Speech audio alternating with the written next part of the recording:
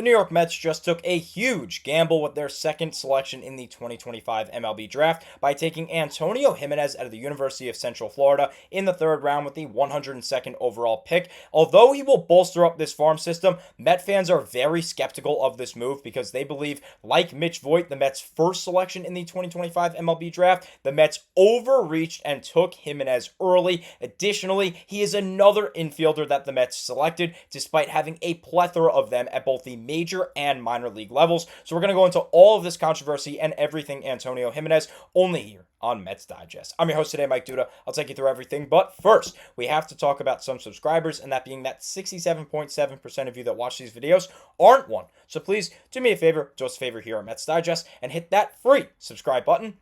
That way we can bring content to you about the amazing. So without further ado, let's go ahead and dive right into this. And we'll start it off as we usually do with the MLB.com Met insider, Anthony DiComo. He took to X last night saying, quote, "The Mets' second and final selection on day one of the draft is shortstop Antonio Gimenez, a draft-eligible sophomore from the University of Central Florida. The Mets have a history of drafting from UCF, including Drew Batera from 2005 and Chasen Bradford in 2011. I actually remember that name. Additionally, the Mets have taken 4 other players from the University of Central Florida in the draft that did not end up making it to the MLB. So Gimenez is now the 7th UCF native drafted by the New York Mets, and hopefully will be the 3rd to make it to the big league roster. And here he is, taken with the 102nd overall pick in the 3rd round. Now, full transparency, the only reason why I included this is because I love this graphic. I think it is so cool with the palm trees in the background, and it makes sense because of Gimenez's hometown. And of course, because he grew up in Florida, he played at the University of Miami, which we'll get into in just a second, and played at UCF. So it all makes sense with the palm trees in the background. It really speaks Florida. And here he is, the Davie, Florida native, as you see in the top right corner of your screen, number 172. That means MLB.com put him as the 172nd best prospect in the class of 2025 MLB Draft. And the Mets obviously took him at 102. So that's why fans think that the Mets reached on this pick as well in Antonio Gimenez.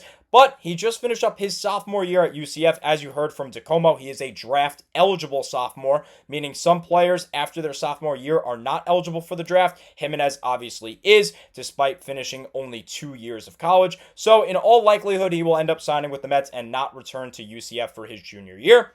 He is a 6'1", 200-pound shortstop, age 21, and a double righty. As for his scouting grades on the 20 to 80 scale, 80 being the best, 20 being the worst, his hitting overall is a 45. That mainly takes into account contact. His power is a 50, so he could be a solid power guy moving forward. Running is a 50. Arm is a 60, and these scouting grades remind me a lot of Ronnie Mauricio, fielding as a 50 and an overall 40 prospect. Now, the overall seems a little low to me, and it's unfortunate because you usually don't want to draft a 40 overall prospect in the 3rd round. You're usually looking for a 45, potentially a 50, especially when you're in the top 100. I know the Mets were slightly out of the top 100, but he's basically a top 100 pick. So overall, I think the Mets could have gotten a better scouted player, someone that has a higher scouting grade, but I do like the upside because these scouting grades remind me a lot of Ronnie Mauricio, and I am very high on Ronnie Mauricio personally. I think he has a lot of the tools to be a successful MLB player, so I hope Antonio Gimenez is the same. But I'm no expert, so let's turn it to the experts, starting off with MLB.com and their prospect overview. They say, quote, "After 4 years at Archbishop McCarthy High School in Florida, Gimenez headed just a little bit south to start his college career at Miami, that being the University of Miami. After a freshman year of sporadic playing time and production, he entered the transfer portal and headed north to the Orlando area to play at Central Florida, that of course being the University of Central Florida.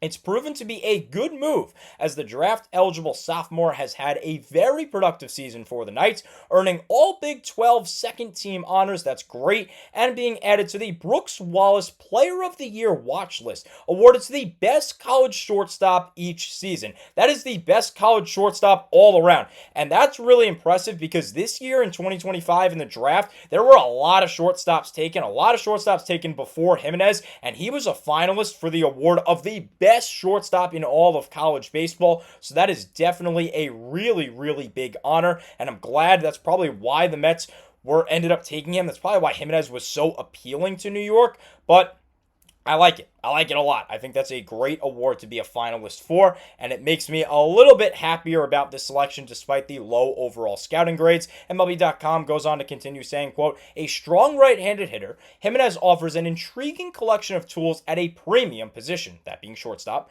His swing works particularly well on pitches middle in, and he'll show off at least above average raw power to his pull side, getting to it consistently in games this year.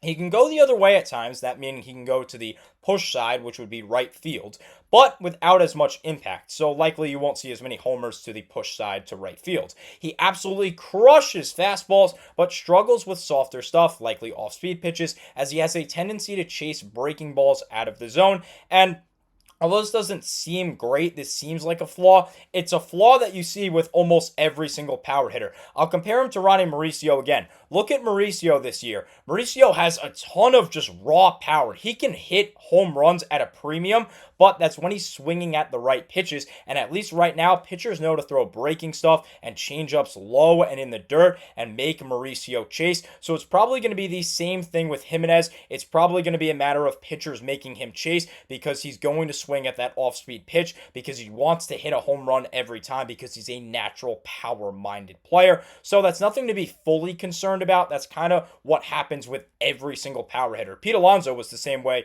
when he was up in the farm system and in college, and obviously look at him now. He's having a fabulous year this season. MLB.com continues saying Gimenez's standout defensive tool is his easily plus arm that works from anywhere on the infield. He has decent actions and a chance to stick at shortstop with an overall improved defensive game, though he can get a little bit too flashy at times. There isn't a ton of track record with him, but teams that like the power potential from a middle infielder could buy in, with a move to second or third always a possibility. So we'll see what the Mets end up doing going forward. I'm actually going to talk about this a little bit more in just a bit when I respond to one of your comments on my last video when we ended up talking about the Mets' first overall selection in Mitch Voit.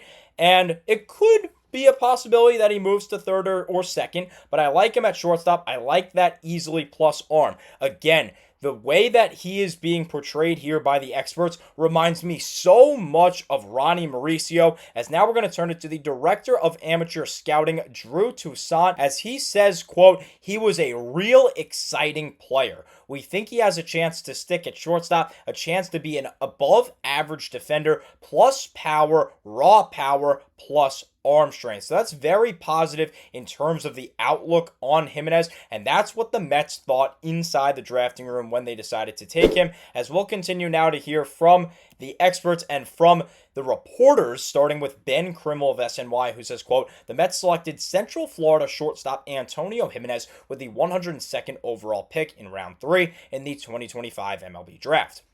Gimenez, 21 years old, played 55 games last season for UCF after transferring from University of Miami. The 6'1" infielder had 14 doubles, 2 triples, 11 home runs, and 51 RBIs while slashing a .329, .407, .575 with a .982 OPS in 207 at-bats. He was struck out 46 times to 25 walks, so as you can tell, a lot more strikeouts than the walks. He's going to chase, he's going to strike out, and added 11 steals on 14 attempts. That's good. That's more speed that the Mets are drafting, considering as a franchise, they're usually not that speedy in the pros. In his lone season with the Knights, the right-handed swinging shortstop had 18 multi-hit games and 14 multi-RBI games while posting a 24-game on-base streak and a 12-game hitting streak. Gimenez was named to the All-Big 12 second team, as we'll continue here to hear about his time at the University of Miami, which was not as successful, as the native began his college career with the Hurricanes in 2024, appearing in 45 games,